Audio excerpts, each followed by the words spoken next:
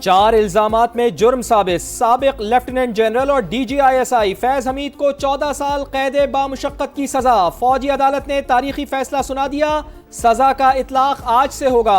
ISPR के मुताबिक फैज हमीद सियासी सरगर्मियों में मुलविस पाए गए, ऑफिशियल सीक्रेट एक्ट की खिलाफ वर्जी की, रियासती मफादात और सलामती को नुकसान पहुंचाया, इख्तियारात और हुकूमती वसाइल का गलत इस्तेमाल किया, मुतअद्दिद अफराद को नुकसान पहुंचाया।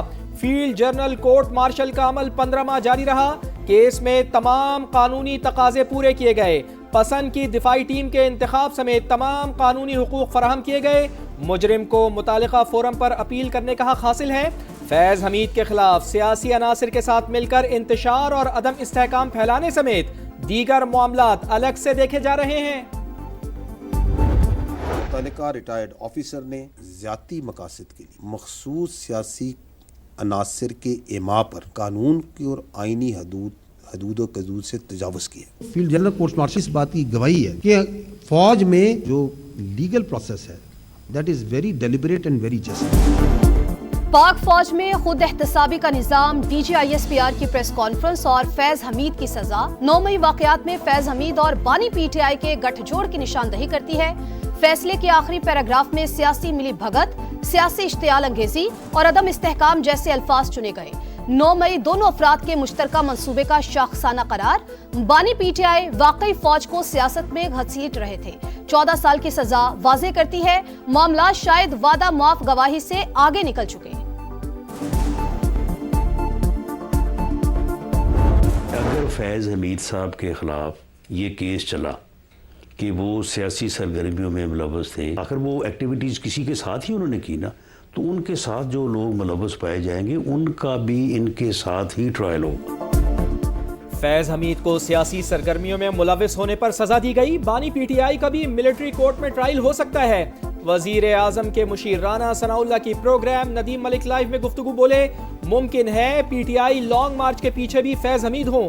आर्मी चीफ की तैनाती रोकने के लिए सरगर्मियां भी फैज हमीद के गिर्द ही घूमती हैं। सेनेटर फैसल वाडा का बड़ा दावा, फैज हमीद बानी PTI के खिलाफ गवाही और शवाहिद देने जा रहे हैं।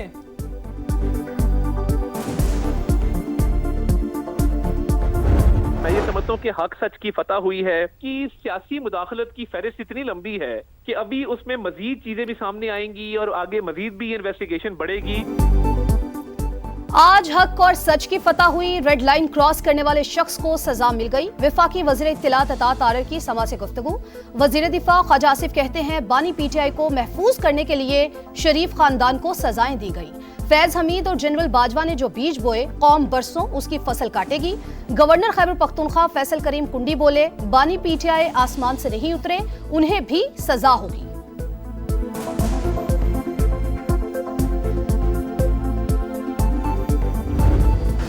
फैज हमीद को 14 साल सजा, तारीखी फैसला। ये पैगाम है, आइंदा ऐसी गलतियां ना की जाएं। मजीद तहकीकात और ट्रायल अभी जारी है। बिलावल भुट्टो जरदारी कहते हैं बानी PTI ने सियासी मुखालिफिन को जेल भेजा, ताकत के नशे में धमकियां दी, आज मकफात अमल से गुजर रहे हैं। तहरीक इंसाफ वफाक को सख्त इकदामात पर मजबूर करने के हालात पैदा कर रही है।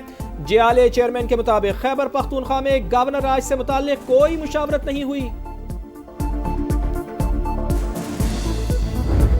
हमीद साहब जो हैं एक इदारे का मुलाजिम था, अगर उस इदारे में जो है उनको किसी बात पर सजा दी गई है तो ये उनका अंदरूनी मामला है। अगर सियासी पार्टियों में कोई कहता है कि हमारी चलती है तो हमारे दरवाजे खुले हैं, आए हमारे साथ मुज़ाकरात करेंगे। वज़ीर आला खैबर पख्तूनख्वा ने फैज हमीद को सजा पाक फौज का अंदरूनी मामला करार दे दिया। सुहेल अफरीदी कहते हैं वो बानी से मिलने आते हैं मगर मुलाकात की इजाजत नहीं मिलती। सड़क के उधर बैठे या इधर, ये हमारी मर्जी है। सियासी मुखालिफिन अपनी गवर्नेंस पर तवज्जो दें। मैं जानूं, मेरा सूबा जाने और मेरे लोग। मुल्क से बाहर बैठकर प्रोपेगेंडा करने वाले बच नहीं सकते। आदिल राजा बरतानवी अदालत में झूठा साबित, 50,000 पाउंड हर्जाना और भारी कानूनी अखराजात अदा करने का हुक्म। 22 दिसंबर तक अदायगियां करना लाजिम। लंदन हाई कोर्ट ने ब्रिगेडियर रिटायर्ड राशिद नसीर के हक में फैसला जारी कर दिया। अदालती हुक्म पर आदिल राजा ने सोशल मीडिया प्लेटफॉर्म्स पर माफी मांग ली।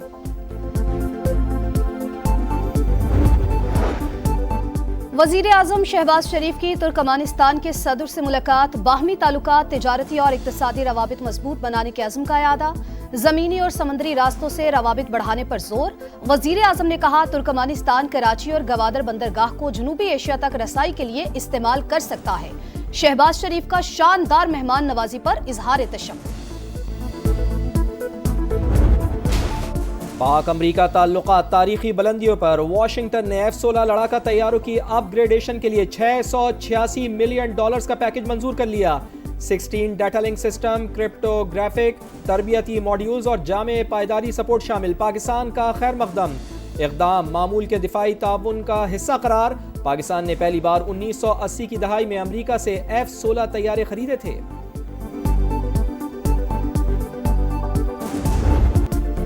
पाक फौज किसी भी भारतीय जारहियत का भरपूर जवाब देगी, पाकिस्तान का दो टूक पैगाम। भारतीय वज़ीर ख़ारजा का बयान इश्तियाल अंगेज और बेबुनियाद करार देकर मुस्तरद।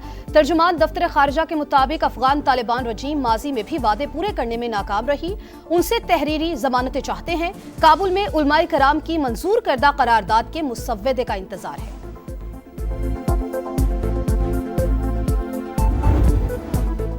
IMF ने पाकिस्तान को $1.2 अरब की किस्त जारी कर दी। EFF प्रोग्राम की मद में 1 अरब और माहौलियाती तब्दीलियों के प्रोग्राम के तहत $20 करोड़ मिलेंगे। एग्जीक्यूटिव बोर्ड ने 8 दिसंबर को फंड्स की मंजूरी दी। हुकूमत ने मुआशी इस्लाहात पर अमल दरामद जारी रखने की यकीन दहानी कराई।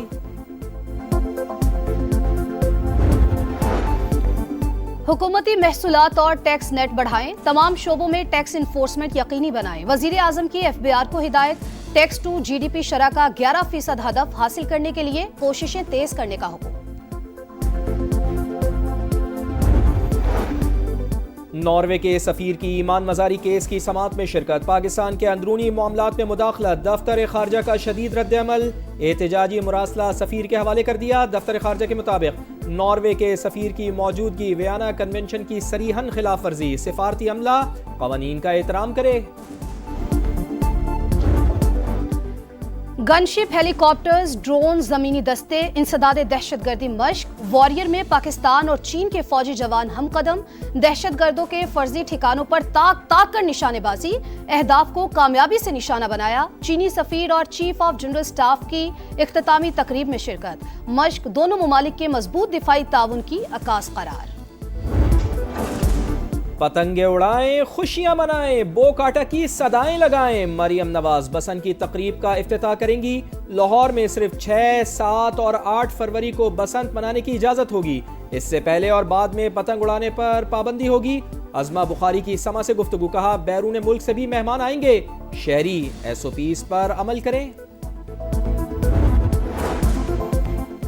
पानी के बहरान से रोशनियों का शहर परेशान। वज़ीर आला सिंध की ज़ेर सदारत इजलास। K4 मंसूबे पर गौर। मुराद अली शाह बोले K4 से कराची को रोजाना 260 मिलियन गैलन पानी फराहम होगा। फंड्स बर वक्त जारी किए जाएं। मंसूबों को डेडलाइन पर मुकम्मल करने की हिदायत।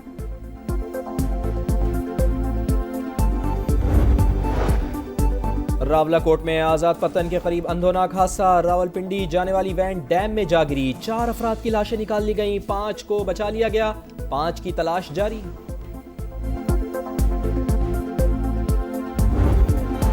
गजा में बारिश से हालात बदतरीन। फलस्तीनी बेबस और लाचार। खान यूनस में सर्दी से 8 माह की बच्ची चल बसी। हमास की सालिसों से गर्म कपड़े और खैमे फराहम करने की अपील। रफा बॉर्डर खोलने का मुतालबा। गजा पर इसराइली हमलों में खातून समेत मजीद 4 फलस्तीनी शहीद।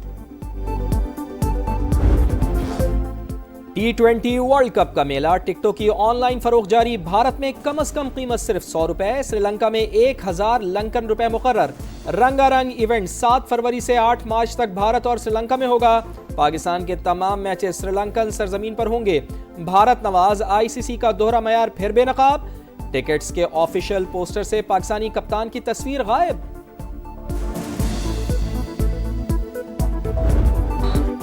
इंटरनेशनल हॉकी फेडरेशन का वर्ल्ड कप क्वालिफायर्स का ऐलान। चिली और मिस्र मेजबान मुकर्रर। पाकिस्तान मार्च में मिस्र में क्वालिफायर्स खेलेगा। 16 में से टॉप की 7 टीमें वर्ल्ड कप खेलेंगी। इवेंट 15 अगस्त से बेल्जियम और नेदरलैंड्स में शुरू होगा।